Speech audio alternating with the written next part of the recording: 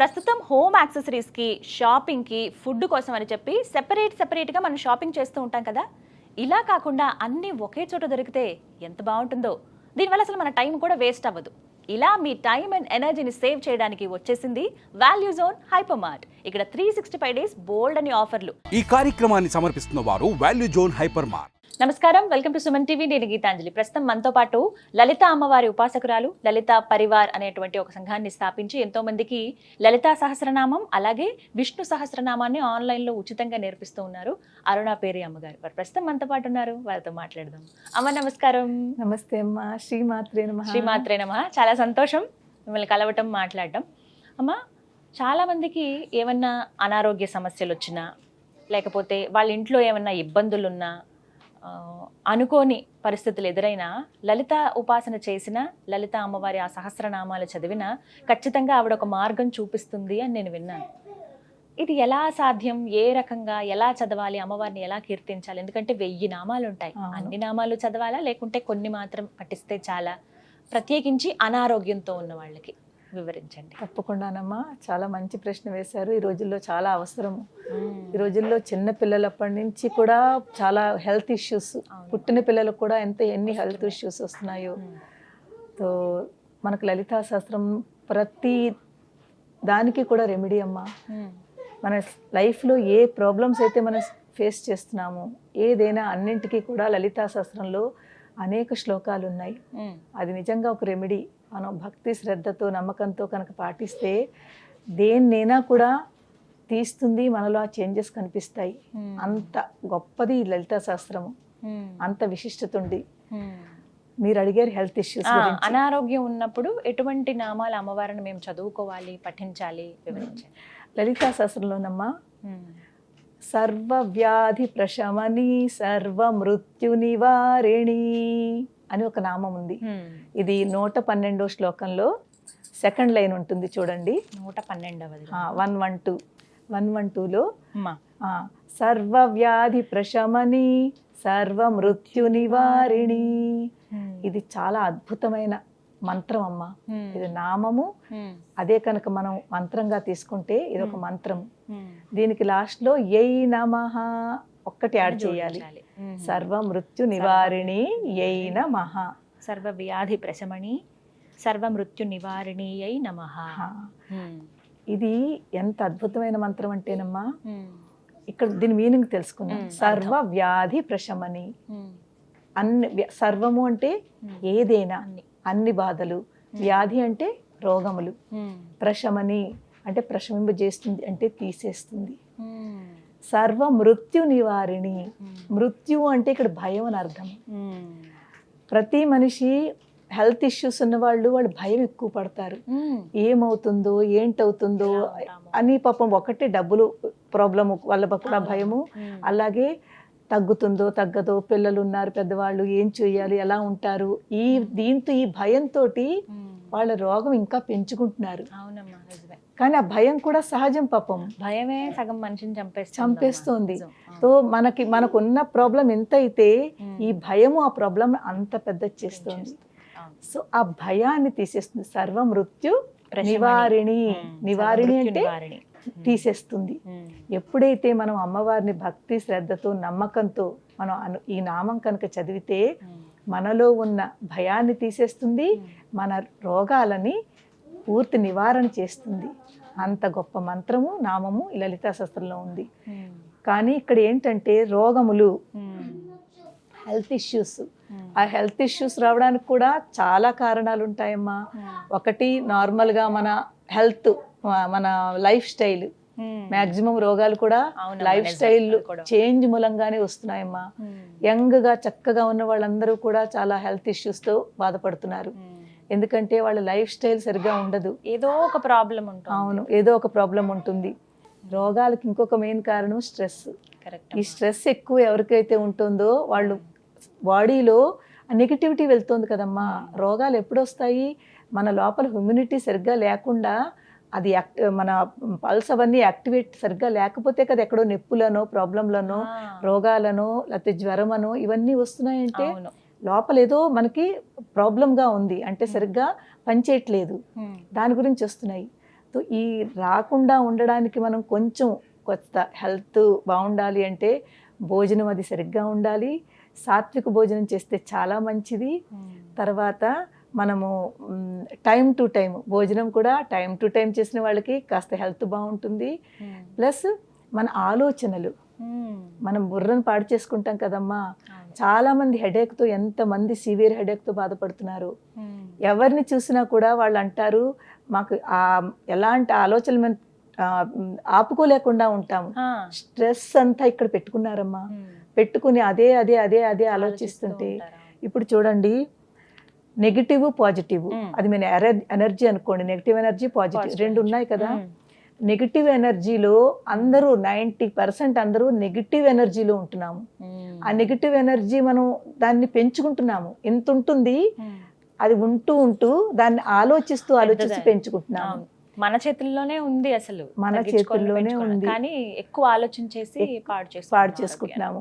So అలాగే positive, ఇప్పుడు ఈ పాజిటివ్ ఎనర్జీ అంటే ఒకవేళ మనకి ప్రాబ్లం ఉంది, బాధ ఉంది, కష్టం ఉంది, దానిని మనం పాజిటివ్గా ఇవాళ వచ్చింది కదా ఈ కష్టము, దాన్ని ప్రయత్నం చేద్దాము, దాని నుంచి మనం ఎలా బయటపడదామా, ఆ బాధ ఎలా తీరుతుందా. బాధ ఉంది కానీ బాధ ఎందుకు ఇలా అనుకుంటే అది ఎక్కువ అవుతుంది మీకు. ఏం పర్వాలేదు, ఈ బాధ ఇవాళ ఉంది కదా, దాన్ని మనం ఎలాగ బయటకు పడదామా దాని నుంచి అని ఆలోచన పాజిటివ్గా ఆలోచించండి. ఆ బాధను మర్చిపోయేలాగా మీరు కాస్త ఏదో ఒకటి స్పిరిచువల్లో శ్లోకం కానీ మంత్రం కానీ, లేకపోతే మంచి మీకు హ్యాపీనెస్ ఇచ్చేది. కొంతమందికి డ్యాన్స్ అంటే ఇష్టం ఉంటుంది, కొంతమందికి పాటలు అంటే సంగీతం అంటే ఇష్టము. మీ స్ట్రెస్ని రిలీఫ్ చేసుకోవాలి అంటే ఒకటి స్పిరిచువల్గా ఉండండి. ఒకవేళ అందులో కుదరదు అంటే కొంచెం పాటలు, సంగీతము, లేకపోతే డ్యాన్సు, దీంతో కూడా మీరు స్ట్రెస్ రిలీఫ్ ఉంటారు. ఈ బాధలు ఉన్నప్పుడు కూడా, హెల్త్ ఇష్యూస్ ఉన్నప్పుడు కూడా వాళ్ళు ఆ హెల్త్ను ఎక్కువ పట్టుకోకుండా, ఏ బాధ ఉందో దాన్ని తలుచుకోకండి. వచ్చింది ఉంటోంది, దాన్ని తలుచుకుంటే మీ బాధ ఎక్కువ అవుతుంది. దాన్నే తలుచుకుంటుంటే మీరు డౌన్కి వెళుతున్నారు. దాన్ని తలుచుకోకుండా మీరు యాక్టివ్గా ఉండండి, ఎంగేజ్గా ఉండండి. మనని మనం ఎంగేజ్గా ఉంచుకోవాలి మంచి పనులతోటి. ఆ ఎంగేజ్గా ఉంటే మీ బాధను మర్చిపోతారు. ఒక విషయం చెప్పనా ఇక్కడ మీకు. ఇప్పుడు మనకి ఒక 2 days ముందు చాలా పెద్ద యాక్సిడెంట్ అయ్యి ఒక పెద్ద కొంచెం దెబ్బ తగిలింది చేతి మీదో కాలు మీదో. ఆ 2 రోజులు చాలా బాధపడిపోతున్నాం, అయ్యో ఇంత పెద్ద దెబ్బ అని. ఇంకో 2 రోజుల తర్వాత మళ్ళీ పెద్ద యాక్సిడెంట్ అయ్యి ఇంకోటి ఏదో పెద్ద దెబ్బ తగిలింది. ఈ బాధను మర్చిపోతాం. దానికన్నా ఇది ఎక్కువ ఉంది అని అంటున్నాను. ఇది మర్చిపోతాము, దాన్ని పట్టుకుంటాము. అలాగే మనం కూడా మనకి ఏ బాధలైతే ఉందో దాన్ని మనం మర్చిపోవడానికి ప్రయత్నం చేయాలి. ఉంది అని అనుకోకూడదు, ఉన్నా కూడా లేదని అనుకోవాలి. నిన్ననే నేను ఎక్కడైతే ఉన్నానో మీరు చెప్తే చాలా ఆశ్చర్యపోతారు. లైవ్ ఎగ్జాంపుల్, ఇక్కడ హైదరాబాద్లోనే ఉంటూ ట్రీట్మెంట్ జరుగుతోంది. ఆ పేరు అది చెప్పను నేను. ఆస్ట్రేలియాలో ఉంటారు వాళ్ళు. ఆస్ట్రేలియాలో ఉంటారు. అమ్మాయి చాలా 40 years అమ్మాయి, క్యాన్సర్, చాలా అంటే లాస్ట్ స్టేజ్ క్యాన్సర్ అమ్మాయి. అక్కడ డాక్టర్స్ గివప్ ఇచ్చారు, ఇంకా మీకు ఏం అవ్వదని చెప్పారు. ఇంకా అలా చెప్పిన తర్వాత వాళ్ళు ఇక్కడికి వచ్చారు, హైదరాబాదు. ఇక్కడికి వచ్చి ట్రీట్మెంట్ స్టార్ట్ చేశారు. ఎవరి ద్వారానో వాళ్ళకి తెలిసింది, ఇలా లలితా పరివార్ వాళ్ళు లలితా శాస్త్రం అది నేర్పుతున్నారు, బాగుంటుంది, చాలా బాగుంటుంది, మీకు మైండ్ ఫ్రెష్గా ఉంటుంది, మీరు జాయిన్ అవ్వండి అని. తను ఎలాగో అలా పట్టుకుని జాయిన్ అయింది క్లాసెస్. నావన్నీ వింటుంటే నేను ఒక దాంట్లో ఇలాగ మీనింగ్ చెప్తున్నాను కదా, చాలా మనసుకి అట్టుకుంది అనమాట. అమ్మాయి ఎంత బాగా చెప్తున్నారు అని తన బాధను మర్చిపోయి ఈ దీంట్లోకి వచ్చింది. అంటే ఇది ఆలోచించడం మొదలుపెట్టింది. చూడండి, అంత బాధలో ఉంది, ఆ స్టేజ్లో ఉంది, తన బాధను మర్చిపోతోంది. మర్చిపోయి దీన్ని ఎంత ఆనందం వస్తుంది కదమ్మా. ఒక పక్కన బాధ ఉన్నా దాన్ని డౌన్ చేస్తోంది ఈ సంతోషం. అప్పుడు తనకి అర్థమైందిట, తన ఇంట్లో ఇప్పుడు ఆ అమ్మాయి ధైర్యంగా ఉంది. ఎవరి ద్వారానో తెలిసింది నేను హైదరాబాద్ వస్తున్నానని. అంత అంటే తను ఏంటంటారు దాన్ని, ఇవి చేయించుకుంటోంది, థెరపీ ఉంటుంది కదా, రేడియేషన్ థెరపీ జరుగుతుంది. నిన్ననే తనకి థెరపీ ఉండాలి. థెరపీ అంటే చాలా బాధ ఉంటుంది, కిమో అంటారు కదా, కిమో ఇస్తున్నారు. ఆ చేయించుకున్నప్పుడు ఎంత బాధ ఉంటుందో. కానీ తనకి ఒక ఇదనమాట, ఎలాగైనా అమ్మ వచ్చారు, నేను వెళ్ళాలని. నాకు మా మెంటర్ ద్వారా తెలిసింది, అమ్మ తను మీ దగ్గరికి వస్తుందిటని. నేను వద్దన్నాను, అమ్మ తను కిమో చేయించుకుంటోంది, అస్సలు బాగోలేదు, నేను అమ్మాయి దగ్గరికి వెళ్తాను, అతను ఆ అమ్మాయి ఎక్కడుందో చెప్పండి, నేను వెళ్తాను అని చెప్తే తను అందుట లేదు, నేను అమ్మ దగ్గరికి వెళ్ళాలి, అమ్మ నా దగ్గరికి వద్దు, నేను అమ్మని దగ్గరికి వెళ్ళాలని తన పేరెంట్స్ తోటి తన హస్బెండ్ తోటి వచ్చింది నిన్న. వచ్చింది, వచ్చి కలిసింది. బాధ ఉంటుంది, ఒక బాబు ఒక పాప చిన్న పిల్లలు తనకి. తో కానీ తన ముఖంలో ఒక ధైర్యం చూశాను నేను. ఆ ధైర్యము స్పిరిచువల్లా వచ్చింది తనకి, భక్తితో ఉండి. ఇలాగే చూడండి, ఎవరిదైనా ఇప్పుడు మీరైనా నేనైనా లైఫ్ని ఎవ్వరు మనం జడ్జ్మెంట్ చేయలేము. మన లైఫ్ ఇంత ఉంది అని ఎవరు చెప్పగలరా? అసలు అది మన సాధ్యం కాదు, అది మన వాళ్ళ కాదు. మనం ఇంత అందంగా ఇప్పుడు మాట్లాడుతున్నామా, నవ్వుతూ ఉన్నామా, నెక్స్ట్ క్షణం ఎలా ఉంటుందో మనకేం తెలుసు? చెప్పలేము, ఎవరికి చెప్పలేము. తనకి నేను అదే అన్నాను, ఎవరిది లైఫ్ మనం ప్రిడిక్ట్ చేయలేము. అందు గురించి ఏది జరుగుతుంది, ఇలాగ ఎందుకు అయిపోతుంది అని బాధపడే కంట ఏది జరిగినా పర్వాలేదు అని మనము దానికి ప్రిపేర్ అయిపోయి ఏం పర్వాలేదు అని మనము దాన్ని ఆ నెగటివిటీ నుంచి బయటకు వస్తే తప్పకుండా పాజిటివిటీ ఎప్పుడైతే పెరిగిందో మీలో మీకు ఆ డాక్టర్లు ఏదైతే చెప్పారో దాన్ని కూడా మీరు క్రాస్ చేస్తారు, ఇంకా బాగుంటుంది మీకు అని చాలా మంచిగా చెప్పాను. ఇదే శ్లోకం నేను అమ్మాయికి ఇచ్చాను. సర్వవ్యాధి ప్రశమని సర్వమృత్యు నివారిణి అయిన మహా, ఈ శ్లోకం అమ్మాయికి ఇచ్చాను. తర్వాత అమ్మాయి ఇప్పుడు నేను అన్నాను, చూడండి అమ్మ, డాక్టర్లు అమ్మాయికి టైం కూడా ఇచ్చారు. కానీ నేను అన్నాను, లేదు, నాకు మీలో అది కనిపిస్తోంది, మీరు చాలా బాగుంటారు, మీరు చెయ్యండి, మన ప్రయత్నం మనం చేద్దాము, తర్వాత అమ్మవారు ఏం చేయాలో తను చూసుకుంటుంది. కానీ మనం బాధపడుతూ ఇంకా ఒకవేళ సపోజ్ 1 year ఇచ్చారనుకోండి, 6 months ఇచ్చారనుకోండి, ఆ 6 months బాధపడుతూ ఉండే కంట పాజిటివ్గా నవ్వుతూ, అబ్బా ఇంకా నా దగ్గర 6 నెలలు ఉంది, మనం ఎందుకు అలా తీసుకోమమ్మా? భయపడతాం కదా, భయమే కదా మెయిన్. ఇంకా నా దగ్గర ఇంకా 6 నెలలు ఉంది అలా అనుకోండి. అయ్యో ఓన్లీ 6 నెలలేనా అనుకునే బదులు 6 నెలలు ఉంది. మన పరీక్షిత్ మహారాజుని గుర్తు చేసుకోండి. మా పరీక్షితుల వారి దగ్గర 7 రోజులే ఉండాలి. ఆ 7 రోజులు పాజిటివ్ గా తీసుకుని భాగవతం అంతా విన్నారు, విని మోక్షానికి వెళ్ళారా లేదా? 7 రోజులు నా దగ్గర ఉందనుకున్నారా లేదా? ఓన్లీ అయ్యే నా దగ్గర 7 రోజులే ఉందని ఏడవలేదు కదా. ఎంత ధైర్యంగా ఉన్నారు అతను. అలాగా మనం కూడా మన జీవితంలో నెగిటివ్ గా ఆలోచించకుండా ఆ బ్యాడ్ పర్సన్ పాజిటివ్ లోకి తీసుకోండి, అప్పుడు మీ లైఫ్ ఇంకా బాగుంటుంది, ఆనందంగా ఉండగలుగుతారు. సో ప్రతి వాళ్ళకి ఈవెన్ ఈ శ్లోకం అమ్మ పాపం చిన్నపిల్లలు ఉంటారు, వాళ్ళు పలకలేరు కదా. అయితే ఈ శ్లోకం ఎన్నిసార్లు పఠించాలి, సమయము, ఇవి కూడా చెప్పండి. చాలా మంచిది. ఇప్పుడు ఈ సమయము పఠించడము మనకు ఒక మినిమం కూడా పెట్టుకోవచ్చును. అందరి దగ్గర టైం లేని వాళ్ళకి మినిమం 11 times మీరు ఈ శ్లోకం చదువుకుని ప్రతిరోజు చదువుకోవాలి. అదే కనుక చిన్న పిల్లలు చాలా పెద్దవాళ్ళు ఇది పఠించలేరు అనుకోండి, వాళ్ళ పక్కన కూర్చుని మనం చదువుతున్నది ఈ వైబ్రేషన్స్ వాళ్ళకి టచ్ అవ్వాలి, వాళ్ళ వినేలాగా, వాళ్ళ చెవుల్లో పడేలాగా. ఒకవేళ ఏ పోర్షన్ అంటే వాళ్ళకి చేతులు ప్రాబ్లమా, కాళ్ళు ప్రాబ్లమా, లేకపోతే ఇలాంటి ప్రాబ్లం ఉన్న వాళ్ళకి వాళ్ళ దగ్గర వెళ్ళి వాళ్ళు టచ్ చేయండి, ఈ మంత్రం చదువుతూ టచ్ చేయండి, వాళ్ళ ఆ పార్ట్ని టచ్ చేయండి. టచ్ చేస్తే ఈ వైబ్రేషన్స్ ఆ పార్ట్కి వెళ్ళి అది యాక్టివేట్ అవుతుంది. మంత్రానికి చాలా శక్తి ఉందమ్మా, కానీ ఈ జనరేషన్లో పిల్లలు వాళ్ళు కొంతమంది నమ్మరు. మంత్రానికి ఎంత శక్తి ఉందంటే అంత శక్తి ఉంది. మన పూర్వంలో ఋషులు మంత్రాలతోటే కదమ్మా ఎన్ని చేసేవారు. వాళ్ళు మంత్రాలకి నిజంగా యజ్ఞాలు చేసే మంత్రాలు చేస్తే కదా పూర్తి మన జరిగేటప్పుడు. ఆ మంత్రాలు ఒక మంత్రం అని తీసుకోవాలి, ఆ మంత్రంలో ఇంత శక్తి ఉందని నమ్మాలి, నమ్మిన తర్వాత చెయ్యాలి. 1 రోజు 2 రోజులు చేసినాక ఏం అవ్వట్లేదు అంటే అవదమ్మా మీకు. కొన్నాళ్ళు మీరు ఇది అలా చేస్తూ ఉంటే మీలో ముందు అందరికంటే ముందు ఆలోచన మారుతుంది. మనకి ఏం కావాలి చెప్పండి, మన ఆలోచన మార్చుకోవాలి. ఇప్పుడు మనం బాధలో ఉండి నెగిటివ్ ఆలోచిస్తున్నాము, ఆ నెగిటివ్ ఆలోచన నుంచి పాజిటివ్కి వస్తారు, మీలో ధైర్యం వస్తుంది. భయం పోయిందంటే ధైర్యం వస్తుంది కదమ్మా, భయాపహ అంటాము. అలాగే సర్వ మృత్యు నివారిణి, మృత్యు అంటే భయము, ఈ మృత్యువుని అమ్మవారు తీసేస్తుంది, ఆ భయాన్ని తీసేసి మనకు ధైర్యం ఇస్తుంది. ఎప్పుడైతే మనలో ధైర్యం వచ్చిందో ఆటోమేటిక్గా మనం రోగం గురించి పూర్తి మర్చిపోతాం. అవునమ్మా, అది మాత్రం నిజం. ఏ రోగము మనకు అనిపించదు, ఉన్నా తట్టుకునే శక్తి వస్తుంది. చిన్నదే కదా అని అనిపిస్తుంది. తట్టుకునే శక్తి ఎప్పుడైతే వచ్చిందో మన లైఫ్ కూడా ఇంకా బాగుంటుందమ్మా. నేను ఎంతో మందికి ఇదే సేమ్ కేసు మా రాయ్పూర్లో ఒక అమ్మాయి చేత చేయించాను, తనకు కూడా సేమ్ ఇదే కీమో ఇచ్చారు, తనకు కూడా లాస్ట్ స్టేజ్ అన్నారు. Cancer. ఆ అమ్మాయి చిన్న అమ్మాయి.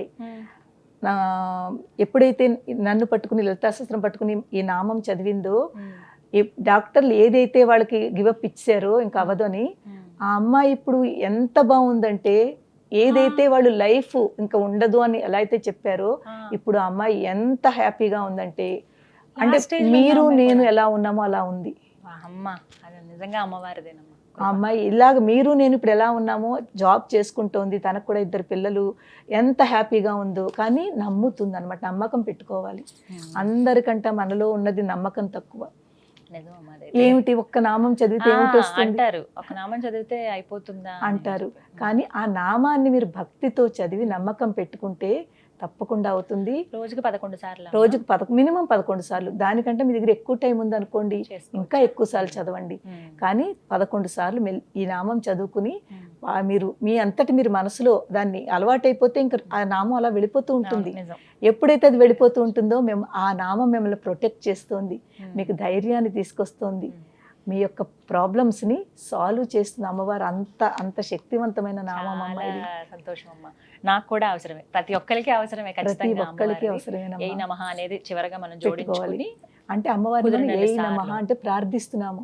అమ్మ ఇంత చక్కటి ఆ శక్తివంతురాలైన అమ్మ, ఆ నామం మంత్రం రూపంలో ఉన్న నామాన్ని చదువుకుని ఏ నమః, నీకు నమస్కారం అమ్మా, నీకు ప్రార్థన చేస్తున్నాం అమ్మా అని మనము మన కృతజ్ఞతలు చెప్పుకుంటున్నాము. సో ఎటువంటి పరిస్థితుల్లో ఉన్న అనారోగ్యం ఉంది అని అంటే, అదే హాస్పిటల్ బెడ్ పైన ఉన్నా సరే స్మరించుకోవచ్చు కదమ్మా.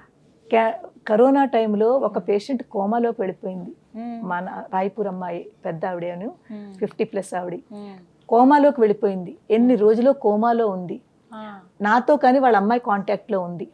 అమ్మకి ఇలా ఉంది, అమ్మకి ఇలా ఉంది, అమ్మకి ఇలా తీసుకెళ్లారు, అమ్మ కోమాలో వెళ్ళిపోయింది. ముందు ఐసీయూలో పెట్టారు, తర్వాత ఇది ఇచ్చారు, ఏంటంటారు ఫైనల్ గా అవన్నీ పెడతారు కదా, ఆక్సిజన్. అవన్నీ మొత్తం ఏదేది చెయ్యాలో అంతా చేశారు. ఇంకా దాని తర్వాత ఆవిడ కోమాలోకి వెళ్ళిపోయింది. కోమాలోకి వెళ్ళిపోయినా కూడా నేను అమ్మాయికి చెప్పాను, వాళ్ళ పాపకి, అమ్మ మీరు లోపలికి వెళ్ళనియరు, ఎప్పుడైనా వెళ్ళనిస్తే మీరు అమ్మ దగ్గర పట్టుకుని ఇదే చదవండి, మీరు మన ప్రయత్నం మనం చేద్దాము, మిగిలింది అమ్మవారు చూసుకుంటుంది. కానీ మనం కూడా ఏమీ చేయకుండా అమ్మవారు నువ్వే చూసుకుంటే కాదు. అమ్మవారితో ఆవిడ ఇప్పుడు కోమా నుంచి బయట వచ్చి ఈ రోజు ఎంత ఆనందంగా ఉందంటే, ఇప్పుడు లైవ్ ఆవిడ ఎంతమంది జీవితాలు మార్చింది లలితా సహస్రనామం. నిజంగానమ్మా, ఇంకా ఎన్నో ఉన్నాయి. నేను చాలా చిన్న ఎగ్జాంపుల్స్ చెప్తున్నాను. అలాంటి స్థితి నుంచి బయటకు తీసుకొచ్చింది. మొన్న వచ్చిన అమ్మాయికి నేను ఆవిడ ఎగ్జాంపుల్ ఇచ్చాను. అమ్మ చూడండి, అలాంటి స్థితి నుంచి. మార్కండేయుడు గురించి విన్నారు కదా మరి, భక్త మార్కండేయుడు. అతనికి ఎవరు యమధర్మరాజే భటులు వచ్చారు కదా తీసుకెళ్ళడానికి. అతను ఎవరిని నమ్ముకున్నాడు? శివయ్యని పట్టుకున్నాడు, శివుని నమ్ముకున్నాడు. ఆ నమ్మకము వాళ్ళు వెనక్కి వెళ్ళిపోయారు, కానీ వాడు చక్కగా ఉన్నాడు. ఆ నమ్మకం మనలో కూడా ఉంటేనమ్మా మనం కూడా మన లైఫ్ని మనం పెంచుకోవచ్చును. దేలాగా అమ్మవారి యొక్క నామస్మరణ చేస్తూ. చాలా చక్కగా చెప్పారమ్మా. 112వ శ్లోకంలో సెకండ్ లైన్ ఏమా, సర్వవ్యాధి ప్రశమని సర్వమృత్యు నివారిణి అయిన మహా. ఇది మినిమం 11 సార్లు, మాక్సిమం వాళ్ళ ఇష్టము, ఎప్పుడైనా సరే చదువుకోవచ్చు. చదువుకోవచ్చును. చాలా సంతోషం అమ్మా, ధన్యవాదాలు. శ్రీ మాత్రే నమః అమ్మా.